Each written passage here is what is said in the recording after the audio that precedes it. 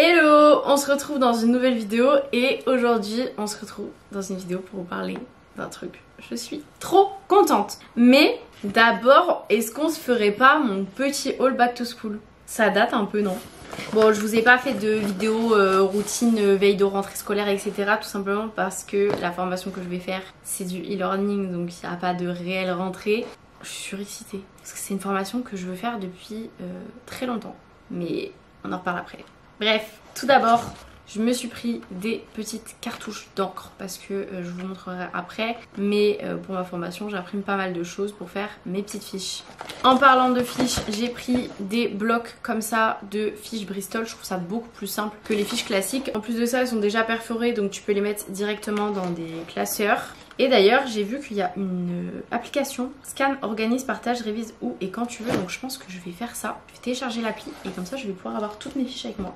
Du blanc correcteur, très important. De la colle, très important. Alors j'ai fait une commande sur internet pour aller la chercher en click and collect à Bureau Vallée. Je pensais pas que c'était un si gros tube de colle parce que les petits trucs que je colle, c'est pas très pratique avec un tube aussi épais, mais bon, ça fera l'affaire. En tout cas, ça faisait très longtemps que j'avais pas utilisé de colle UU. J'ai pris un nouveau crayon, même si j'en ai déjà pas mal. C'est un 4 couleurs et il est rose en bois comme ça. Je sais pas si vous entendez la pluie dehors, mais c'est catastrophique. C'est vraiment un temps de rentrée, d'accord? Et ensuite j'ai pris un petit pack de surligneurs. Alors si vous me suiviez quand j'étais étudiante, j'avais le fameux truc que tu mets sur le bureau avec tous les surligneurs de toutes les couleurs, mais je l'ai donné à Lily et là je me suis pris juste les surligneurs en couleur pastel. Et pour tout ça j'en ai quand même eu pour 50 €. Bon, les cartouches c'est pas donné, mais voilà. C'était mon petit haul back to school, mais vous allez vous dire, mais pourquoi back to school? Qu'est-ce que tu fais? Parce que si vous ne le savez pas, je suis en congé sabbatique de mon métier d'infirmière puéricultrice en néonat à l'hôpital, mais je continue à bosser des réseaux, donc je bosse à la maison. Sauf que il y a un sujet qui me passionne, qui me passionnait déjà, mais qui me passionne encore plus maintenant que je suis maman et que j'allaite, c'est le métier de consultante en lactation. Et en fait je voulais faire le DU de Lille, alors je ne vais pas forcément tout vous expliquer, sauf que à 3 jours près, j'ai loupé les inscriptions. En fait j'avais commencé à faire les papiers, sauf que entre temps j'ai accouché et je crois que les inscriptions c'était au mois de mars. Et en fait après l'accouchement je suis rentrée à la maison, le temps de prendre nos marques, etc. J'ai complètement zappé ce truc et du coup j'ai envoyé quand même les documents tout en retard, genre mon CV, ma lettre de motivation, j'ai tout envoyé en retard. Je me suis dit, sur un malentendu ça peut passer, l'heure ce n'est pas passé. Et je me suis dit bon bah tant pis, c'est pas grave, je ferai ça plus tard, ça veut dire que c'était pas le bon moment. Voilà. Ensuite j'ai une de mes collègues qui s'est fait financer par l'hôpital pour faire ça également. Il leur restait des places en dernière minute, en fait la rentrée avait déjà été faite. Et elle m'envoie un message, elle me dit eh ben il reste des places si tu veux, regarde. Et en fait je regarde et c'était hors de prix, mais vraiment c'était super cher. Je crois que c'est assez dense quand même. Elle, ça doit être sur moins de mois que ce que je fais actuellement. Et je me suis dit en vrai c'est trop cher. Enfin, cette année j'ai pas de revenu fixe, j'ai que les réseaux, j'ai pas de revenu à l'hôpital. Ça va être compliqué, c'est vraiment cher. Donc je me suis dit bah tant pis. Encore une fois ça veut dire que c'est pas pour moi, c'est pas grave. Et là, dernièrement, si vous la suivez sur les réseaux, Clara s'est inscrite à une formation pour être IBCLC également. Et du coup je lui envoie des petits messages pour avoir des infos sur quel organisme elle a choisi, etc. Parce que je connaissais pas du tout cet organisme. Et je me renseigne et je me dis mais en vrai c'est beaucoup moins cher que l'autre. C'est vraiment que du e-learning, il n'y a rien du tout en présentiel. Donc ça c'était vraiment cool parce qu'avec un bébé c'est quand même pas pratique, en sachant que je reprends le travail à l'hôpital normalement au mois de mai 2025. Je vais pas pouvoir m'absenter comme je veux et tout ça, donc c'est vrai que le travail juste à la maison c'est quand même bien pratique. Et je me suis dit en vrai vas-y go. En plus de ça j'ai une copine qui était tentée pour le faire aussi, qui du coup s'est inscrite et ça m'a encore plus motivée. Je me suis dit allez, franchement c'est le moment, donc j'ai envoyé tous mes documents, les papiers, etc. Et là ça y est je suis inscrite, ça fait une semaine et demie. J'ai fait le premier virement parce que c'est en 3 virements, donc je suis trop contente. Donc j'ai commencé la formation pour être consultante en lactation, pour ensuite passer le concours pour être certifiée IBCLC. C'est une certification qui met en avant le fait que tu sois vraiment à jour dans tes connaissances. Je sais pas trop comment expliquer ça, mais cette certification en fait il faut la repasser tous les 5 ans.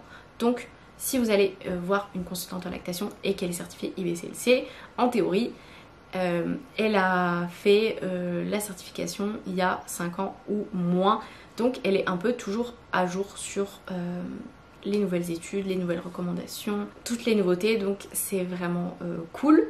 Donc j'ai commencé et là on est sur le premier module qui s'appelle le sein lactant. C'est un module assez dense, beaucoup de choses à apprendre. Et on a la première classe virtuelle au mois de novembre, donc il faut vraiment que je finisse ce module avant le mois de novembre. Mais c'est vrai qu'avec un bébé c'est pas toujours facile, en sachant que il faut bosser pour les réseaux, je veux continuer absolument à aller au sport. Bref, tout concilier c'est un petit peu compliqué. On rajoute 5 heures de plus au contrat avec la nounou pour Alec pour que j'ai un peu plus de temps. J'ai donc commencé mes petites fiches, mais en tout cas même si c'est un peu compliqué, que là c'est beaucoup de bio, tout ça à revoir, c'est super intéressant. Heureusement que j'ai noté les chiffres en bas des pages de mes fiches, mais voilà. Voilà mes petites fiches. Pour l'instant rien n'est fluoté, stabiloté, appelez ça comme vous voulez.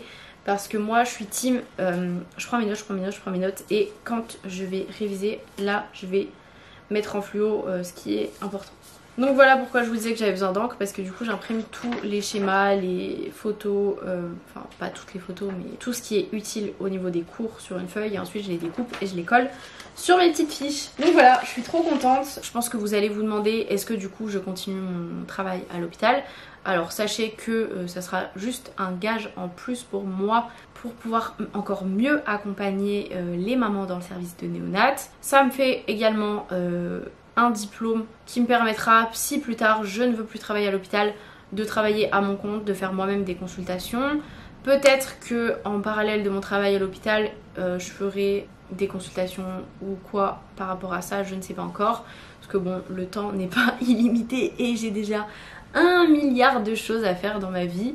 Mais voilà, je suis trop contente. Parce que je trouve qu'on est trop mal accompagné pendant l'allaitement, que même les professionnels de santé au final on est vraiment mal formés, hein.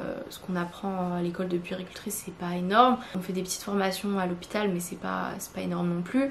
Vous verrez si vous avez vu ma vidéo sur le tire-lait, sur mon expérience avec le tire-lait, il y a tellement de choses qu'on ne sait pas et c'est compliqué de bien accompagner quelqu'un quand t'as pas les formations. Et il y a beaucoup trop d'allaitements en fait qui s'arrêtent ou qui ne commencent même pas d'ailleurs par manque d'accompagnement, donc je trouve ça vraiment dommage parce que l'allaitement quand il se passe bien c'est vraiment cool et c'est vraiment chouette et il y a plein d'avantages.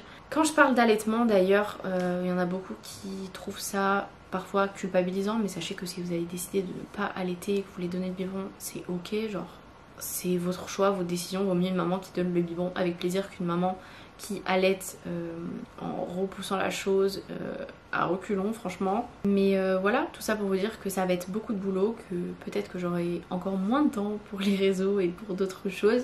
Mais je crois que j'ai toujours besoin de faire des choses dans ma vie, genre j'ai du mal un peu à m'arrêter. Et là c'est vrai que vu que c'est un sujet qui me passionne, bah c'est trop cool.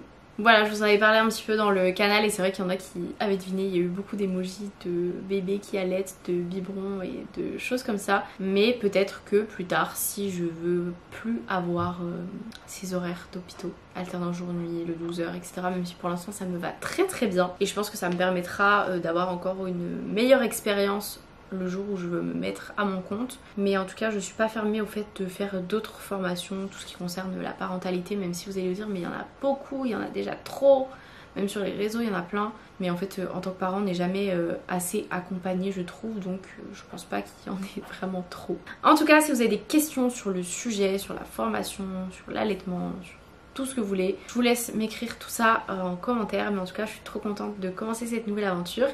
Et pour l'occasion, j'ai créé un compte Instagram sur le sujet parce qu'au début je m'étais dit je vais partager ça sur mon compte Imani Nurse, mais j'ai peur que les gens ne soient pas forcément intéressés par tout ce qui concerne l'allaitement.